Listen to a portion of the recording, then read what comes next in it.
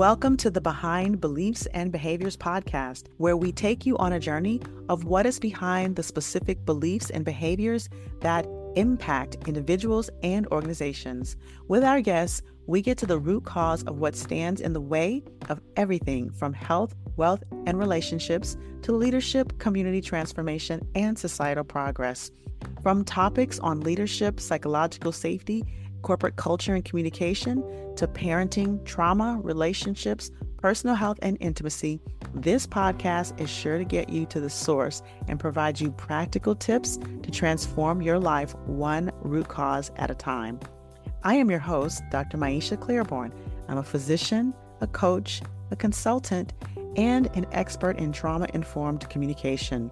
The founder of the Mind Remapping Company, I help individuals and organizations better understand the brain, behavior, and the root of false beliefs so that you can more effectively listen, communicate, connect, and create fulfilling relationships and results in your personal and professional life. Join us every Monday morning at 8 a.m. and let's get to the root cause and discover what's behind your beliefs and behaviors. All right, welcome back to another episode. I'm really excited about this because I have my partner, Dr. Jill Wener, in Conscious Anti-Racism here, and we often do our podcast together. We have our separate podcasts. I have the podcast Behind Beliefs and Behaviors, and then Dr. Jill has a Conscious Anti-Racism podcast, and we like to come together to cultivate these conversations because we are, in fact, partners in this social justice work. And so I'm really excited to have you back. Jill, if you would, just for any new listeners who might be listening on my side, would you fully introduce yourself? Yes, I am Dr. Jill Wener. A hospital medicine internist for 10 years, and I've been out of the clinical space since 2015. I'm a EFT tapping practitioner and trainer, your partner, so co-founder and partner in Conscious Anti-Racism, and do a lot of work in physician wellness as well. Yes, we twin a lot in this space, being that we both have come out and are in the sort of well-being and mindfulness in different aspects, but like this mindfulness and physician well-being space. So that's, I think, one of the things that sort of attracted us to each other in the first place. Before we even became partners, we were like, oh, what we're doing is similar, and we're both in Atlanta. And so it has just been, over the years, wonderful to do this work with you and to model this work with you as well. It just as recently as the day of this recording. True story. True story. Very mindful, very demure. Very demure. So we're talking about these, we're as we often do, we're talking about recognizing the characteristics of white supremacism in order to interrupt it. And the way we do this work is very different because we bring these characteristics often as symptoms, modeling after Tema Okem's work. And I think that the way we tend to model the teaching of this work makes it very accessible. So what are your thoughts? Yeah, I mean, I think generally when people hear the words white supremacy or white supremacism, as we prefer to call it, it brings up an emotional response in people probably of all identities. And I think people have asked us before, what's the how do people react to your work? Mm-hmm. And I feel like surprisingly or not surprisingly, people are able to hear it. We attempt to. I hope we succeed at presenting it in a way that people understand what it means. And then we also teach people tools how to deal with all those feelings as they come up. So yeah, I mean, it's definitely an integral part of what we teach people. And I think also how you and I model it ourselves and how we see it coming up for us in our own dynamic. Yeah. And I want to, I love that. I think 100%, 1,000% what you said. And I want to distinguish because you did mention white supremacism and white supremacy and how we call it white supremacism. And one of the reasons that we do that being because of it is an ism, right? It's an ism like racism, like sexism, all the other isms. And really, a lot of the isms are bred out of white supremacism. So we distinguish it as an ism because it is something that can be shifted and changed, like most isms, Yeah. as opposed to an E, which is a diagnosis that could be more permanent or like a part of a person's permanent personality.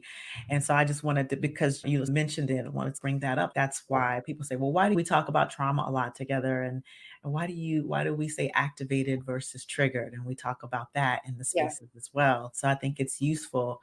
I agree with you. I think that we have been told many times in the work that we've done that because of the way we present the characteristics and or even as symptoms, being that we are of medical background, it allows people to step a little bit back from the emotion of it and view it more from an observer perspective. Mhm. And when you can view something, I think personally, and this is in the work part of the course, we talk about the three positions of listening. And one of them is the observer position. So when you can observe something and see it for what it is, then you can look at, well, how does it show up in me? How does this Yeah. thing, this object, this thing that I'm examining, what are the areas that I can see and relate to, that I see myself doing it or that I see it out in the world? And I think that's one of the ways that makes it more palatable or more digestible for people. Yeah. Yeah, absolutely. I mean, I think people hear white supremacy and they think KKK, they think Confederate flags, they think tiki torches and white nationalism. And I feel like when we first started doing this work together, it felt like those things were more fringy than they are now. But I think you and I always talk about that those things are the fringe, Mhm. but the fabric is the white supremacy or the white supremacism. Those things are part of it. It's like they're under the umbrella of it.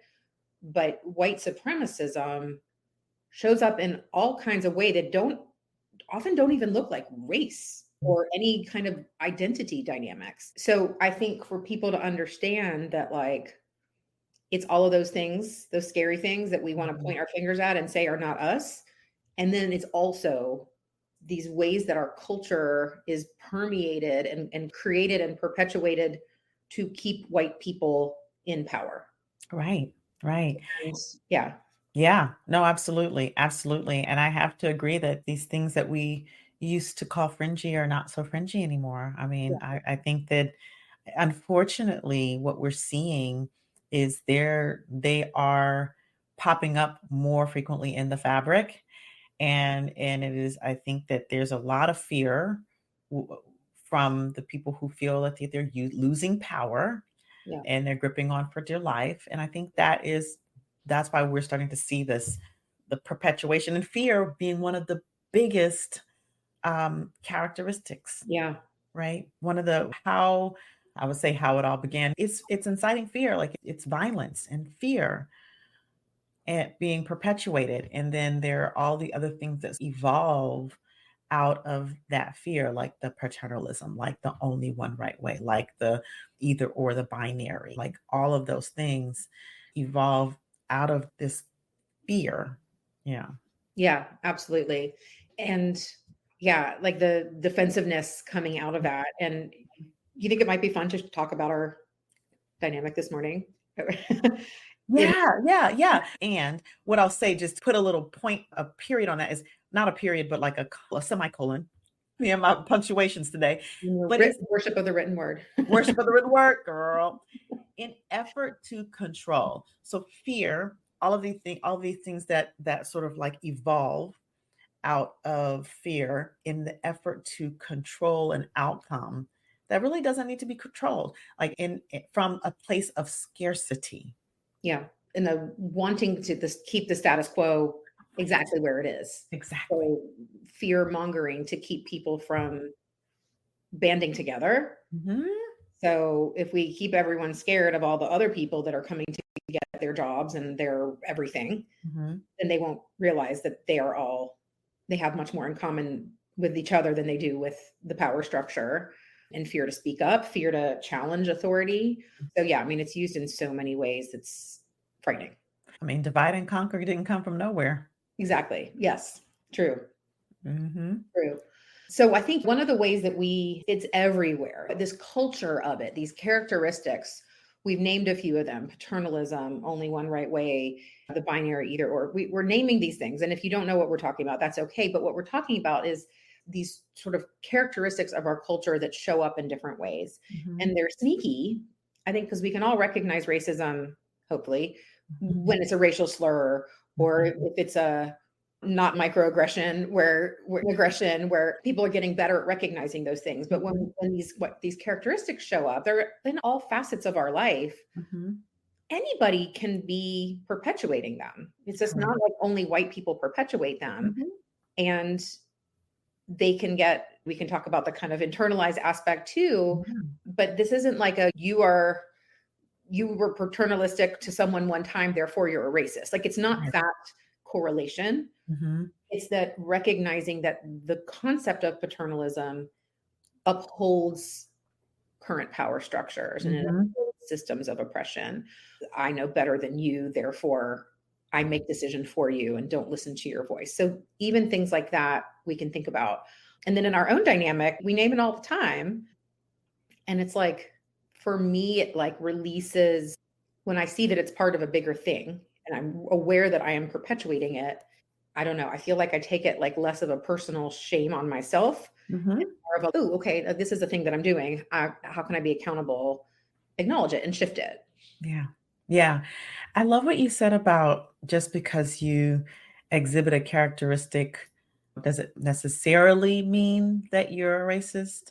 And you can be responsible for the behavior that's bred out of a characteristic of white supremacism. So, as an example of what you said, just like another way to think about it is if you make a mistake, doesn't mean you're a bad person, but you can be accountable for the mistake and then correct the behavior so that you don't cause harm. So this happened in like a microcosm with my son having a communication faux pas with an adult and his best friend.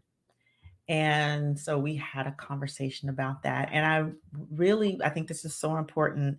And I'm speaking like as a parent, but I'm also speaking as a parent to other parents who are raising children who don't look like me, right? To understand that, yes, we make mistakes. Making a mistake doesn't make you a bad person, and you still must be accountable for the behavior and Yeah. change the behavior, right? And so it's how it like on a very personal level shows up, right? And then of course you talked about our dynamic. We make communication faux pas all the time. And just because I or you communicate in a particular way, it doesn't mean, oh, like we're bad people. Oh, we're going to break up. Oh, like that kind of thing. It just means, all right, this didn't work.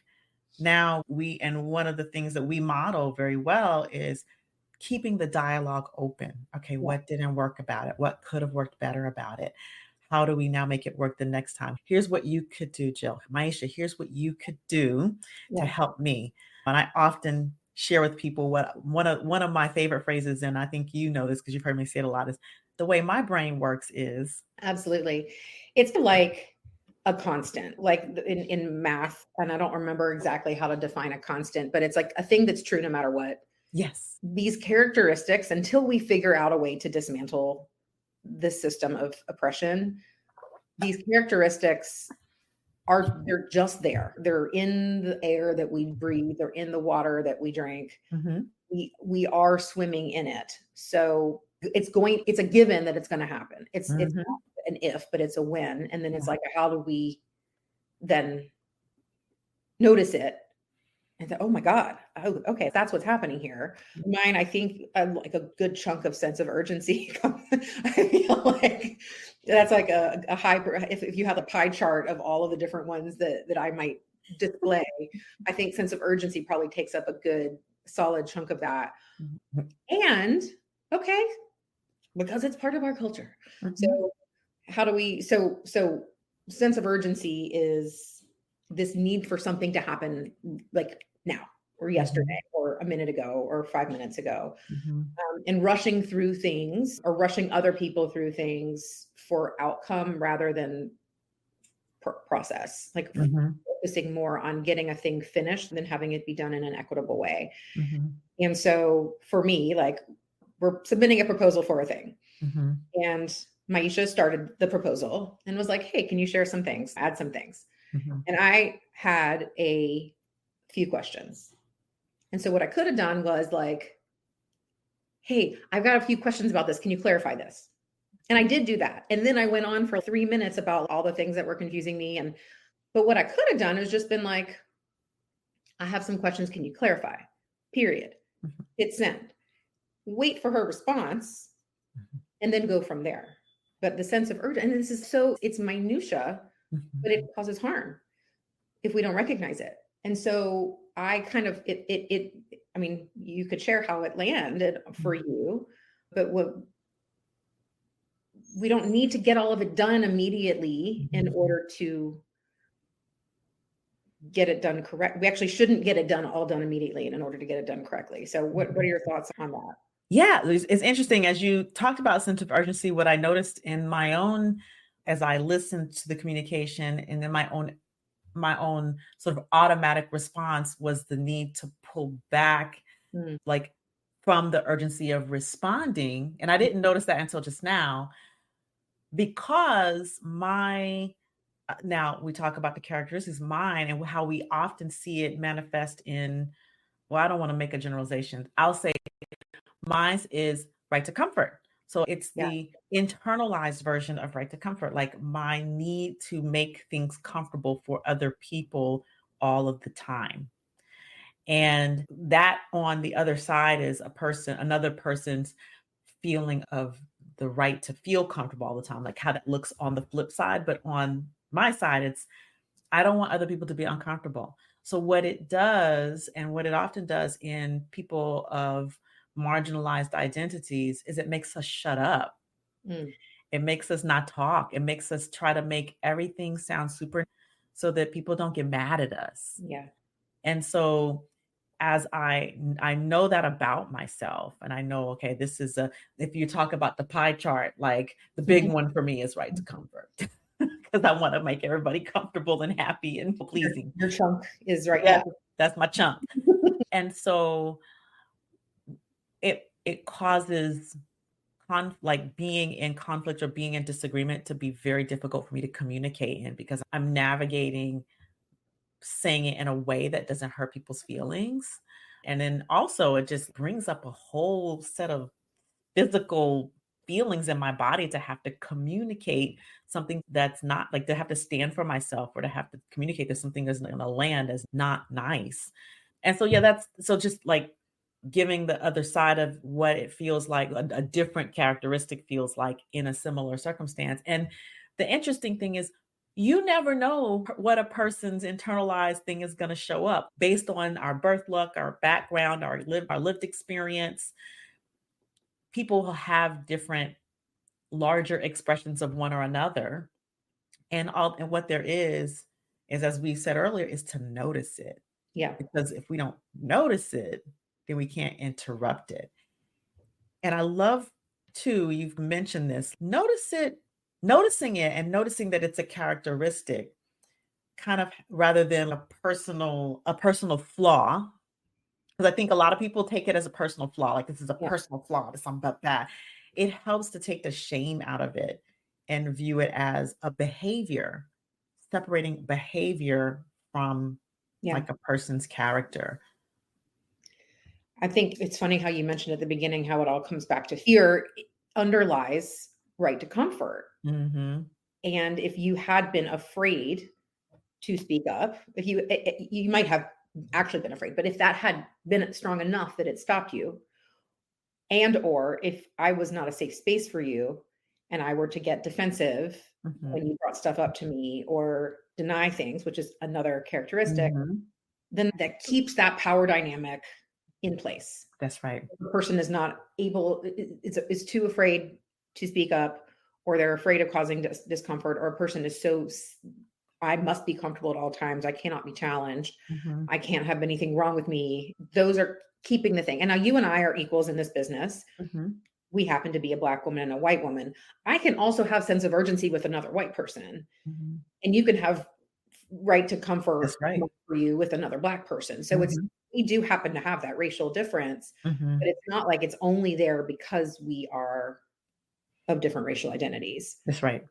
So can you talk a little bit about internalized? Because like there's like complexities to all of this that we've gotten, Yes. that we've like alluded to. Mhm. But can you talk about that? Yeah, yeah. I think it's important to understand that, it's like you said earlier, this ism is baked into the water we drink and the air we breathe. It's just there. And so when you're born into a culture of white supremacism with all these various symptoms and characteristics, it's like when you're born into a family and the family has a certain set of rules, right? These are the things that you do. These are the things that you don't do. These are the things that you say. Come home by the time the street lights are on. What goes on in our house stays in our house. I'm talking about like certain rules. You have a certain rules. You're born into those rules. You automatically assume those rules.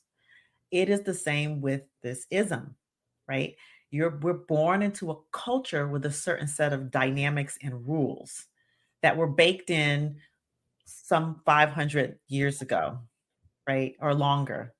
And so we, even though we as in, I'm speaking we as in people who share my identity as a woman and maybe and person of color, Black woman, right? Any person of any marginalized identity born into this then breathes the air, assumes these certain rules without knowing it. Because there's the spoken rule and then there's the unspoken rule. Yeah. There's the observation of society from which we learn. So then, yes, we are going to internalize some of these characteristics unknowingly, unconsciously. And the key is to be willing, because it's easy to then want to deny it. Well, good, guess what? That's a characteristic. It's easy to want to get defensive. What? Guess what? That's a characteristic. Because guess what? That's what we learned how to do. Right.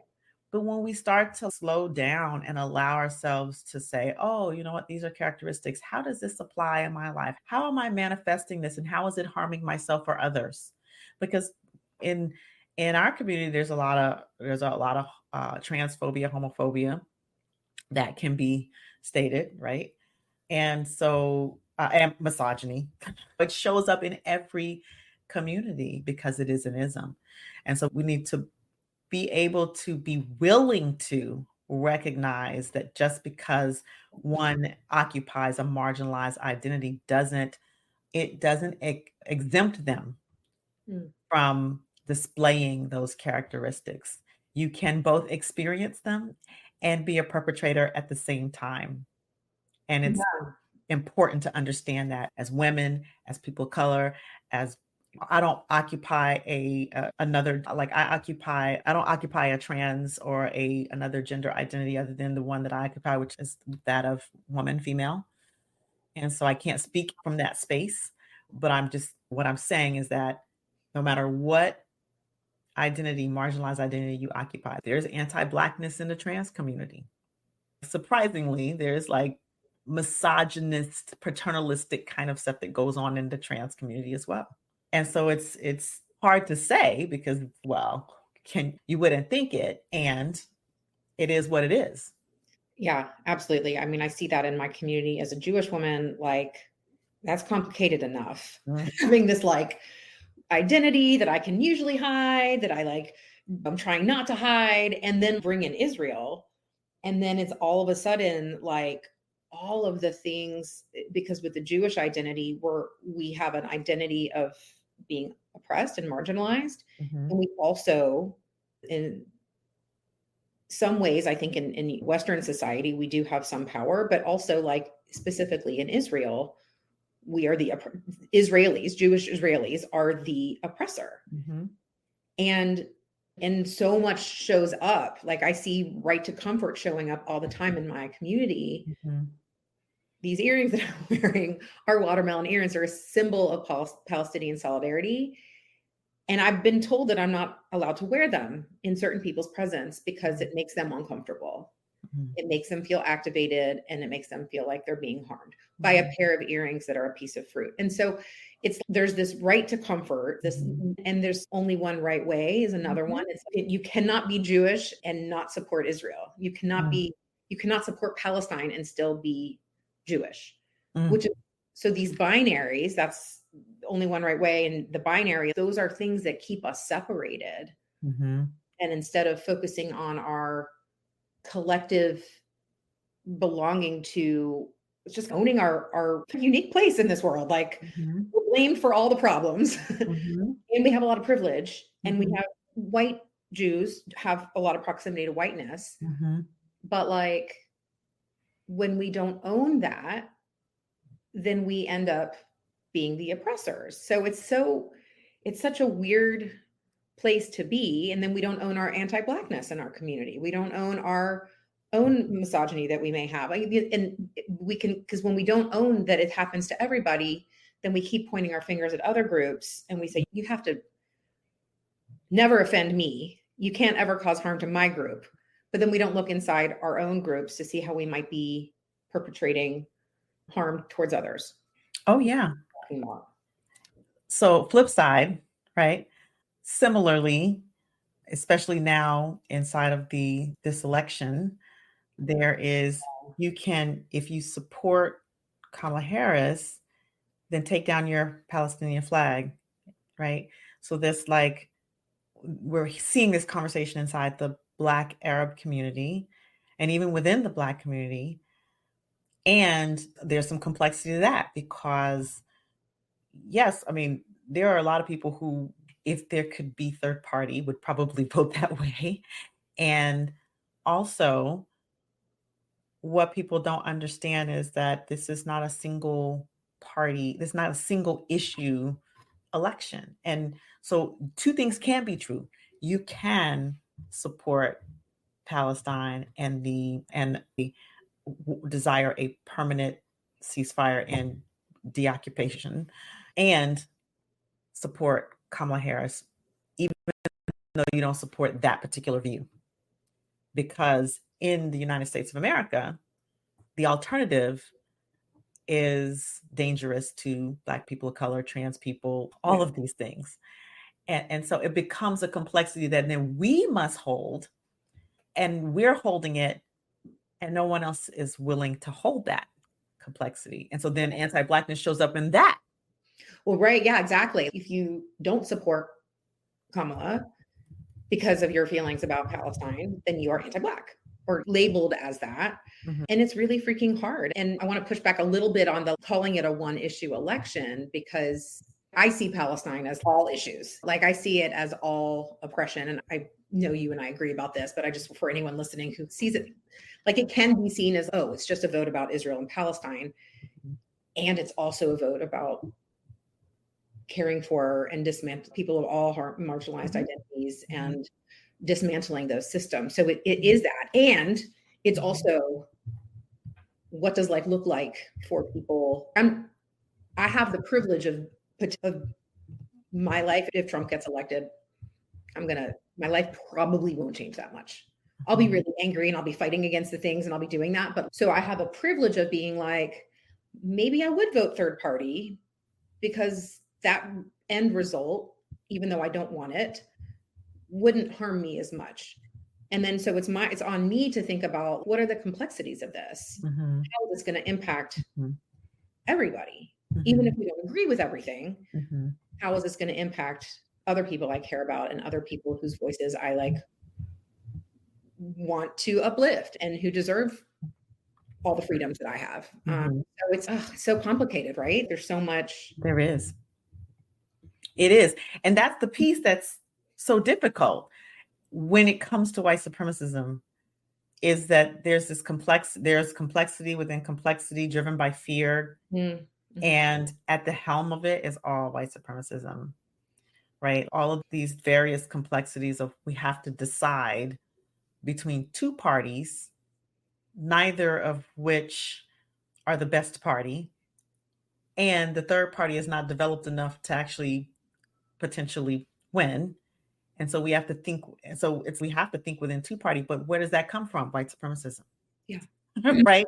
That's the problem, right? Yeah. So dismantling that is really at the bottom line, dismantling it, and then recognizing that this is a Titanic that doesn't turn around very quickly, right? So there's the big picture, and we've gone from global to nation, and then we bring it back down to, well, what is ours to do? Yeah. Each and every person Mm. as we interact with one another. What is ours to do? Because the nation, the world, or corporations, the healthcare systems, the systems, they're all made up of people. And if we're going to dismantle it, we're going to dismantle a system, people have to dismantle the system. The system's not going to dismantle itself. And so it does take people doing the work and people leaning into uncomfortable conversations like this. And admittedly, this is a very uncomfortable conversation for me to have. I am clear that I do not like talking politics in public Mm. because like the amount of landmines that exist. And because my belief system is, I feel like in general, I may or may not have shared this with you, my belief system overall is, I think, different from most people. And I can only express it in words so much as I can express it in words, but I see things very differently. And then I have to operate in a world of binary, Mm. right? But that's not how I operate. I don't operate like how I normally operate is not in the world of binary. It's in the world of complexity and holding all of that. And so, but we have to be able to lean into these difficult conversations. Everyone, Mhm. in order to be able to, and with from the standpoint of right, from the standpoint of listening and keeping the dialogue open rather than from a very positional, I'm right, you're wrong, Yeah. because that shuts the conversation down and nothing gets dismantled. I think when we can, it's funny because I think we talk about the binary and we also talk about like complexities, but we don't always talk about dialectics. And that's the like more than one thing can be true. I feel like we don't as explicitly talk about that with white supremacism culture as much, I think. And maybe I'm wrong about that, but like that we have, I mean, that to me is emerging as like top contender for the most important one to dismantle, because if we don't allow there to be space for more than one thing, we are never going to be able to find any solutions to any Mhm, of the problems we have. I mean, you think about environmental justice mhm, and the environmental justice that's happening in Gaza right now. Guess what? mm, Gaza right next door to Israel. mhm, It's going to impact Israel too. And so these things that the reproductive justice, not having mhm, access to healthcare in Gaza, like all of these things mhm, impact the people in power too. They mhm, don't just impact the people who are marginalized or who aren't in the top of the power structure. And so if we aren't able to dismantle those, we end up fighting for things that are harming us too. right. And none of that makes any sense, but we can't see it until we allow ourselves to have some complexity inside of our brains. That's right. That's right. Yeah, I mean, and just to for those who are we say we use the word binary and dialectics, but it's really either or, either this then that or that. It's us versus them. It's right versus wrong. It's invalid versus invalid. It's good versus bad. It's the versus, Yeah, right? That's the binary and that's all that we see in the social medias, in the medias, right. you know. And it doesn't mean let's take both sides. Both sides are right. Mhm, Like, it's not like oh, the people marching are all good people too. It's not mhm, that kind of a thing.